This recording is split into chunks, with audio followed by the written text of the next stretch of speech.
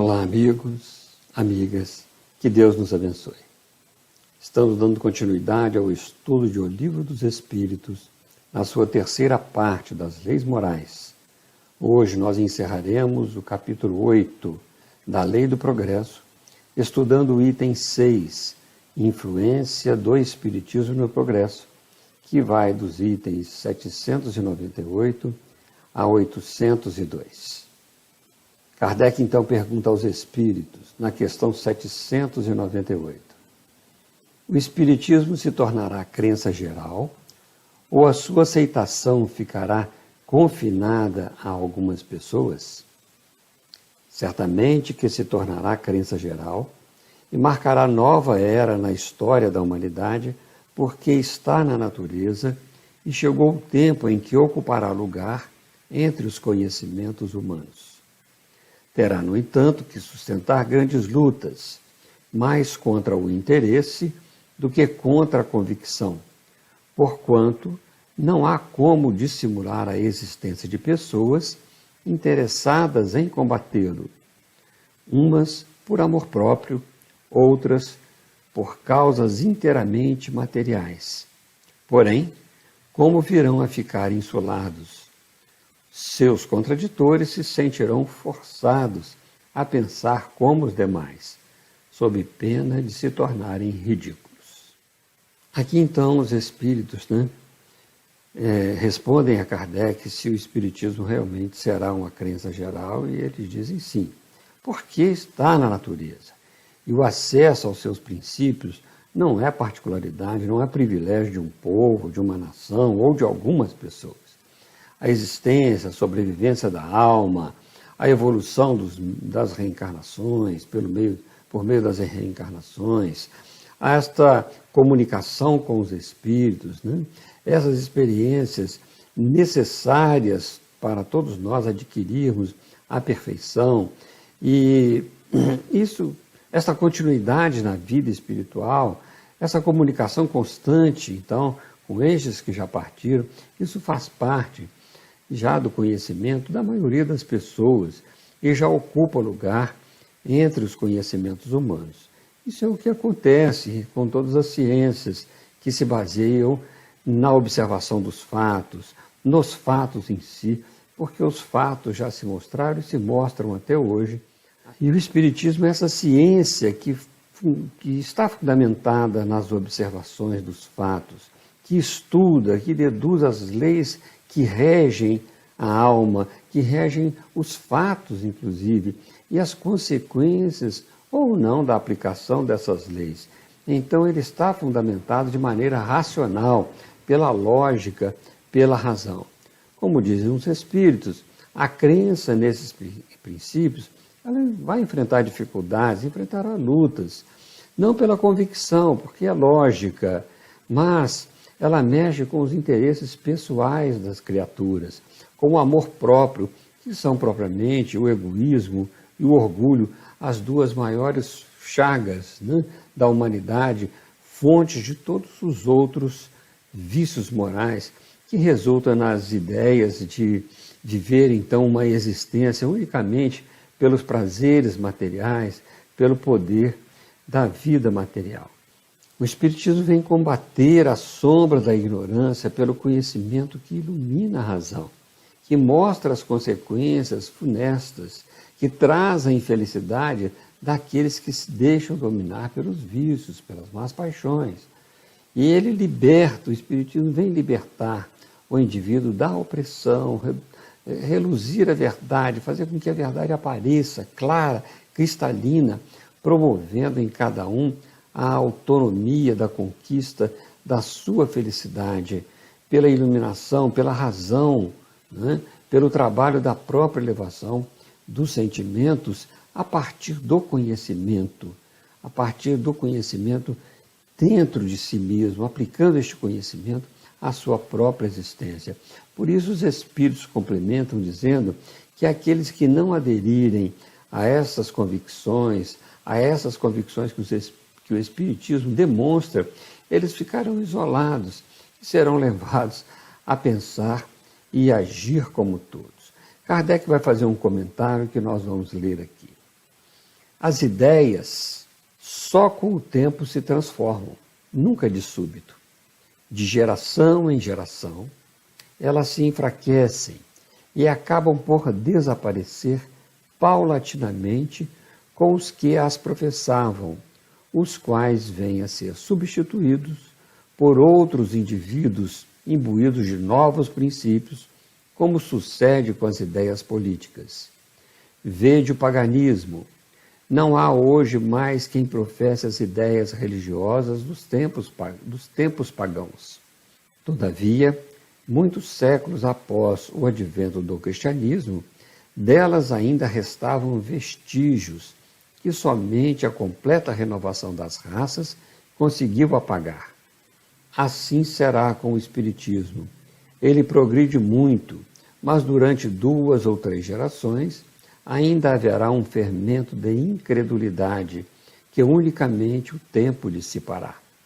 Sua marcha, porém, será mais célere do que a do cristianismo, porque o próprio cristianismo é quem lhe abre o caminho e serve de apoio. O cristianismo tinha que destruir, o espiritismo só tem que edificar. Como nos esclarece Kardec, então, é preciso haver amadurecimento espiritual para que o espiritismo se torne uma crença geral.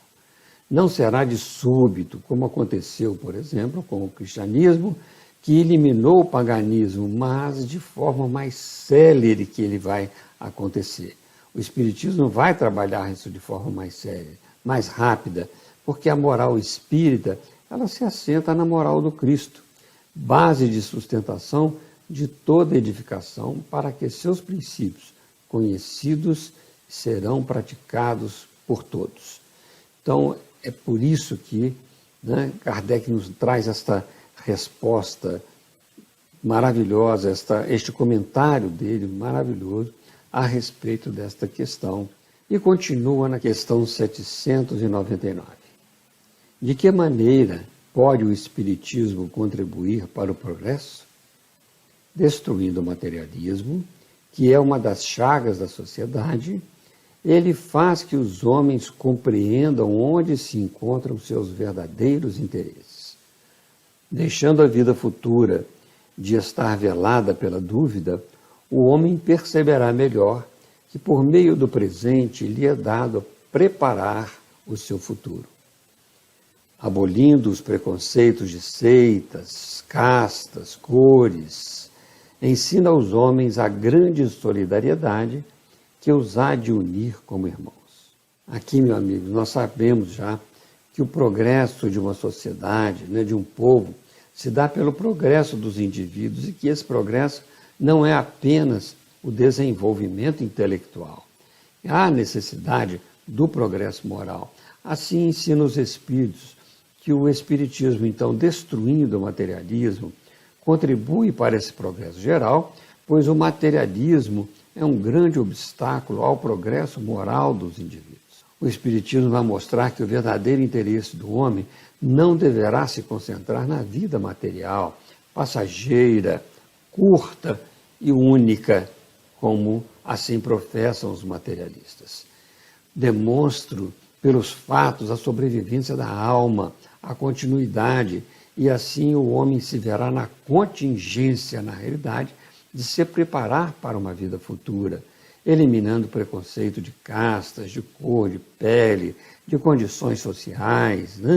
Então esses preconceitos somem e assim há um clima de maior fraternidade nas sociedades e entre os homens. Somente assim, então, nós vamos aprender a verdadeira solidariedade, que liga as pessoas num único sentimento, o da fraternidade universal, para todos os filhos de Deus, Criador, que nós somos realmente todos filhos do mesmo Criador, como apresentado já anteriormente por Jesus. E essa tarefa é nossa como espíritas. Nós devemos empunhar essa bandeira da existência da alma, da imortalidade, da continuidade das relações com as almas que viveram na Terra, com essa tranquilidade a respeito da vida e a respeito até mesmo da morte, de buscarmos um trabalho incessante no bem e para o bem de todos, de vivenciarmos os princípios morais que professamos, estudando, aprendendo mais e servindo cada vez melhor. Kardec então continua na questão 800, perguntando aos espíritos: não será de temer que o espiritismo não consiga triunfar da negligência dos homens e do seu apego às coisas materiais? Conhece bem pouco os homens quem imagine que uma causa qualquer os possa transformar, como que por encanto. As ideias só pouco a pouco se modificam conforme os indivíduos, e preciso é que algumas gerações passem para que se apaguem totalmente os vestígios dos velhos hábitos. A transformação, pois, somente com o tempo, gradual e progressivamente, se pode operar. A cada geração, uma parte do véu se dissipa. O Espiritismo veio para rasgá-lo de alto a baixo, mas, enquanto espera, conseguisse ele unicamente corrigir num homem um único defeito que fosse, e já o haveria ajudado a dar um passo. Ter-lhe-ia feito, só com isso, grande bem, pois esse primeiro passo lhe facilitará os outros. Os espíritos já falaram que o espiritismo está em natureza, então não há que temer, como temer o seu triunfo sobre a negligência dos homens, né? Sobre o apego dos homens à matéria. Lembram também que a mudança nas ideias, a transformação dos indivíduos, é sempre progressiva, mas é lenta, né? Por isso que ele diz, né, que precisam de muitas gerações para que possam, na realidade, ter uma reforma bem definida, uma reforma geral, e que essas ideias espíritas, elas adentrem as pessoas. Mas nós já observamos que essas novas gerações já entendem as dificuldades já criadas, por exemplo, pelos preconceitos, pela intolerância, aceitando mais facilmente os princípios espíritas. E o espiritismo, realmente falando a razão, abre o entendimento da vida e do viver. Mas esse processo é realmente lento e ainda necessita de algum tempo para que ele possa se completar. Mas se o Espiritismo já está nos convencendo pela argumentação, pelos fatos que nos demonstra, pela revelação desta vida espiritual, expondo de uma forma clara esta essência da vida e do viver, produz para nós, o Espiritismo, um plano de obrigações conscienciais para que nos esforcemos por dominar nossas próprias más tendências, nossas más paixões. Então, veja, o Espiritismo já está nos ajudando, já está promovendo em nós um adiantamento e já estará, então, realizando a promessa do Consolador na transformação da humanidade. Kardec vai continuar na questão 801. Por que não ensinaram os espíritos em todos os tempos o que ensinam hoje? Não ensinais às crianças o que ensinais aos adultos, e não dais ao recém-nascido um alimento que ele não possa digerir. Cada coisa tem seu tempo. Eles ensinaram muitas coisas que os homens não compreenderam ou adulteraram, mas que podem compreender agora.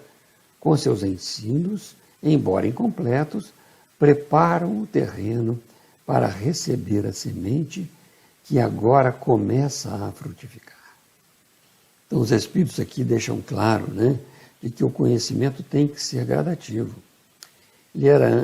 Antes era necessário desenvolver a ciência, o saber, a filosofia, para que nós pudéssemos entender a profundidade dos ensinos espíritas.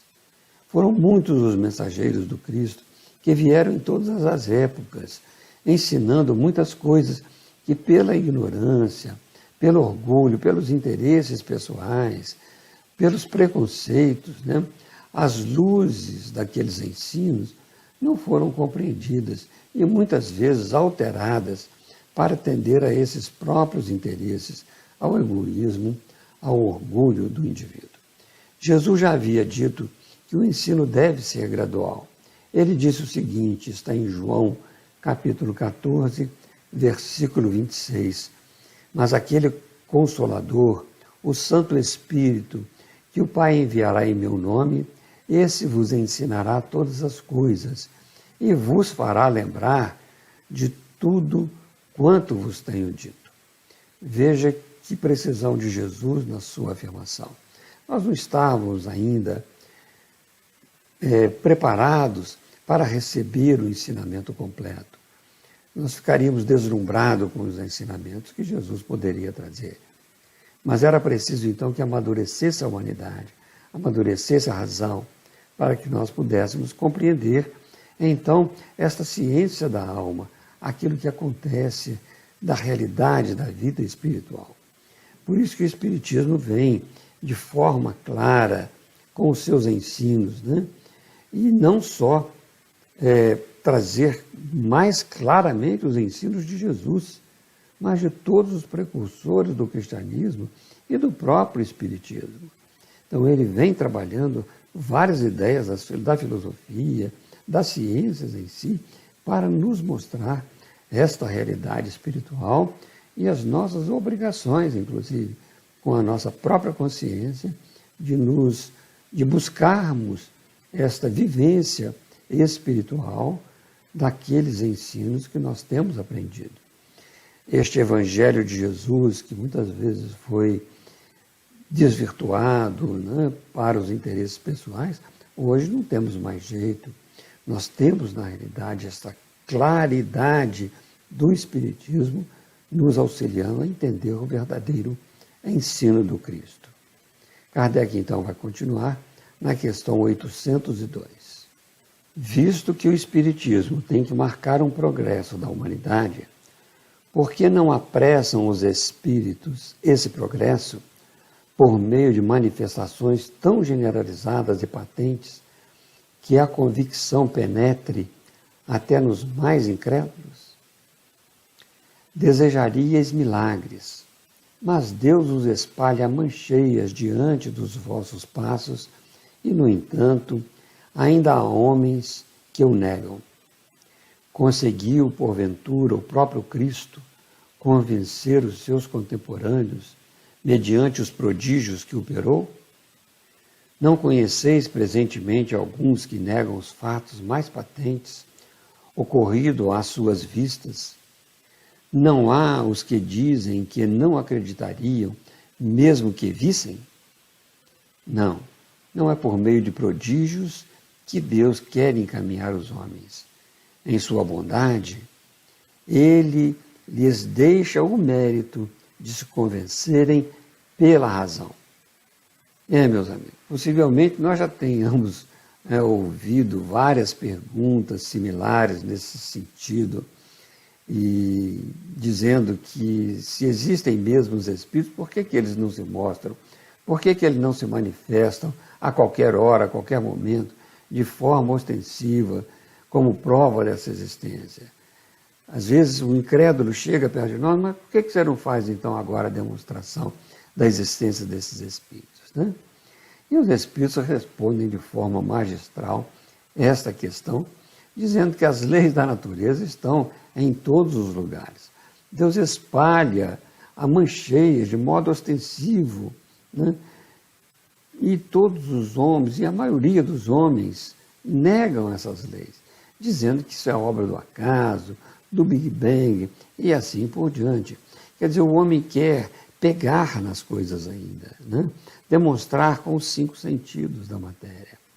Então nós estamos diante de um grande desafio para a ciência, da ciência ir progredindo, que é o que já está conseguindo fazer, ir progredindo de modo a estudar mais esses processos da alma, a esta interação da alma e da matéria.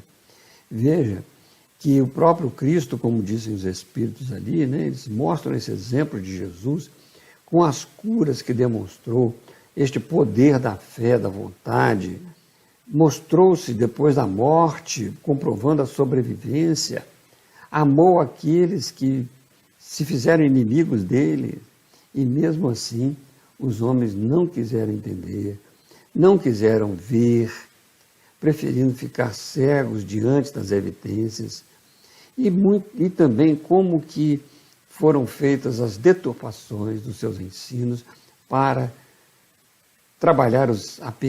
para trazer apenas os interesses pessoais.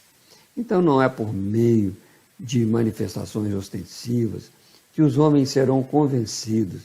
E Kardec ainda vai nos dizer em O Evangelho segundo o Espiritismo, né, que para crer não basta ver, é preciso, sobretudo, compreender. E ele grifa a palavra compreender. Porque muitas vezes nós vemos, conhecemos os textos, mas será que nós compreendemos? Porque aquele que compreende, ele pratica. Então é necessário nós adentrarmos dentro deste conhecimento, compreendermos bem, para que nós possamos realmente realizar em nós aquilo que é necessário. Aí está o mérito que Deus deixa a cada um em sua grande sabedoria, né? Nós precisamos nos dedicar realmente a este conhecimento do Espiritismo, desta ciência libertadora, promovendo o nosso progresso pessoal, o progresso da sociedade em que vivemos e promovendo assim, por consequência, o progresso da humanidade. Assim nós estamos encerrando este capítulo 8 da Lei do Progresso e entraremos no próximo estudo na Lei de Igualdade. Vamos agradecer a Deus e dar assim até mais tarde para vocês.